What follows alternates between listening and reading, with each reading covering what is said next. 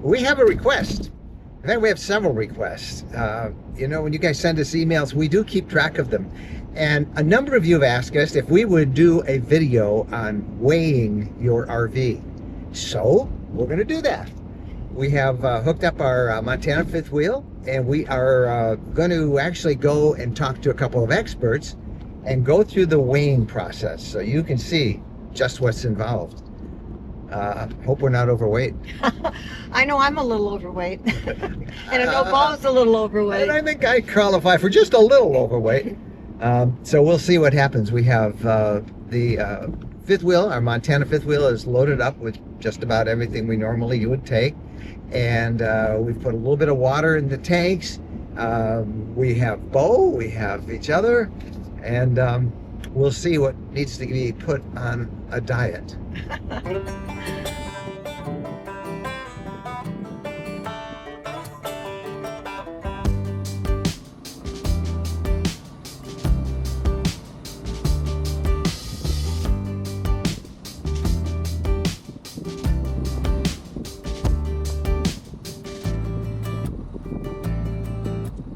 It's really important that we get a unit weight so you know how your unit is, how it's loaded or how its actual capacity is going down the road.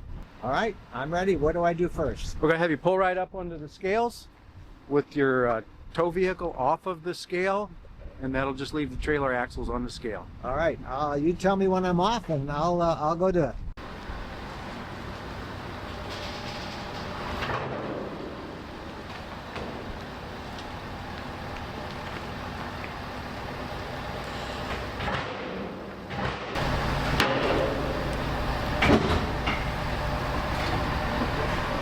Okay, you have your tow vehicle just past the scales. You can stop right there.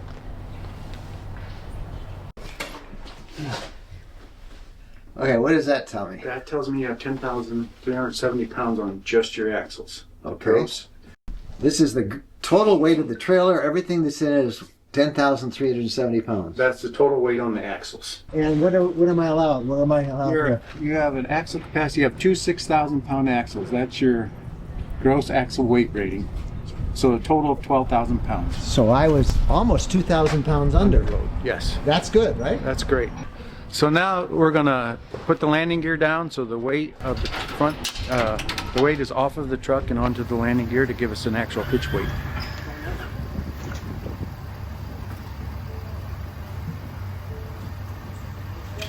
Okay, now we got to see what's my maximum weight that this should be. Your GVWR of your unit is 14,200 pounds. So the question is, Are we under that? are we under 14,200 pounds? Fingers crossed.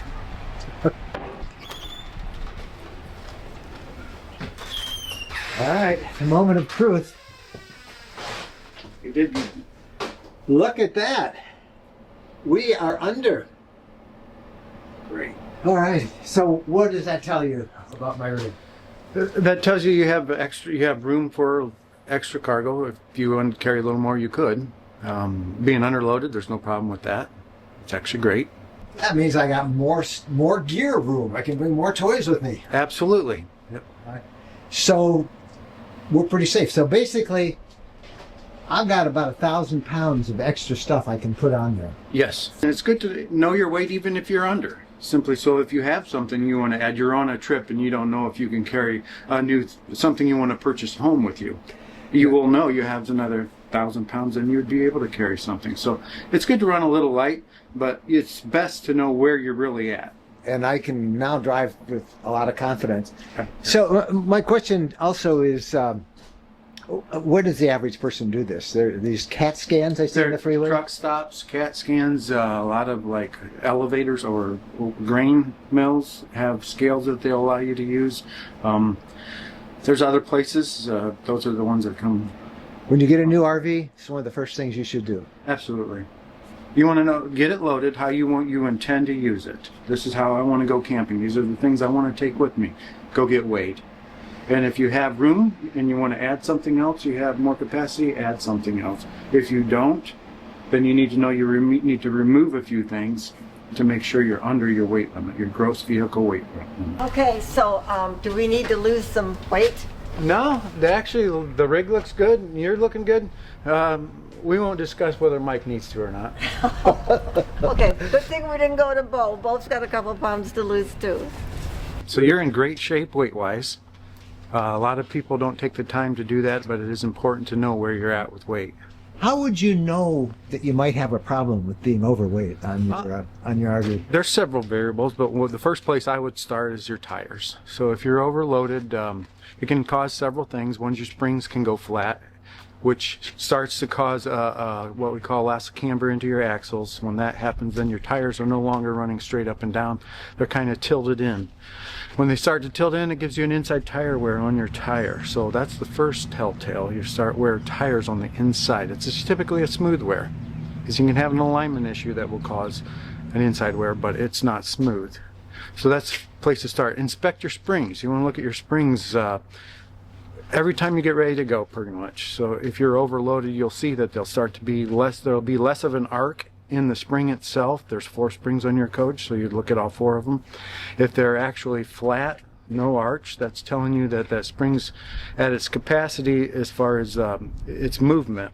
So ideally, you would have an arch on your spring that when you have an impact, or you're going down the road and you hit something, it would lose the arch a little bit. Your spring would go lengthwise and kind of flat, but then it rebounds immediately.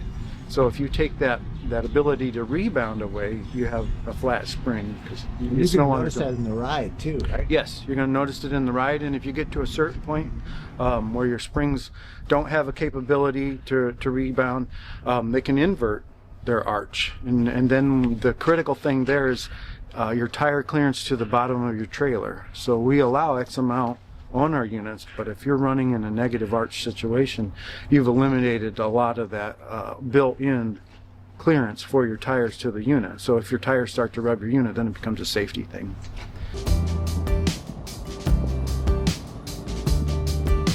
Oh, this is time so well spent. It's so nice to have that peace of mind that we're not overweight, that we actually have more room, that we can bring more things, because deep down you're always saying got the washer dryer combo and this and that. Are we too heavy?